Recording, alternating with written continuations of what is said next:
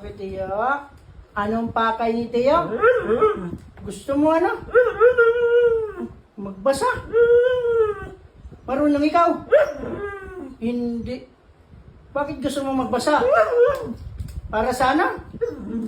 Para sana? Ha? Sa school?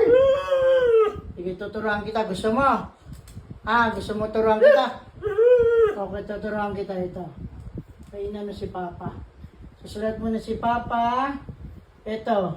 Sample nito na. Ito. Yan. Ito. Aso. Oh, basahin. Aso. Oh. Sundan mo. Aso. Ikaw. Oh, sabi mo aso. Oh, sabi mo aso.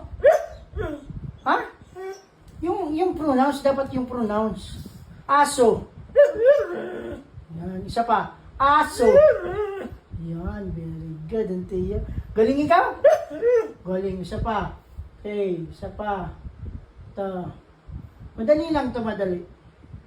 Ayan. Yan, Tiyo.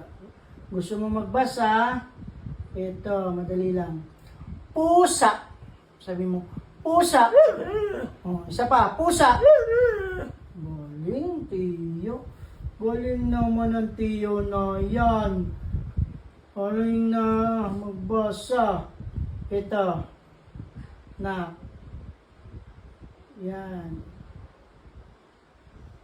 Yan. Sabihin mo, baka. O, ikaw, baka. Isa pa. Dapat kadugtong siya. Baka. O, isa pa. Baka. Very good. Very good ang Tiyo. Ito pa. Marami pa yan na. Ito. Ito. Ito. Last na lang to. Yan. Last na lang yan. Ito ang pangalan mo. Teo. Sabi mo, Teo. Oh, lakasan mo ha. Okay, sabi mo, Teo. Yan. Isa pa. Isang malakas. Teo. Oh, malakas. Teo. Yun, magaling. Marunong na ikaw magbasa. Okay? Kailangan lang yung tunog dapat magkapareho. Ha? Para pag sa school, first honor ikaw. Okay? Oo. Para pag graduation mo, first honor si Papa maglalakad doon. Sasabitan ikaw ng medal. Gusto mo yan? Galingan mo pag school, okay? Okay. Galingan mo, ha?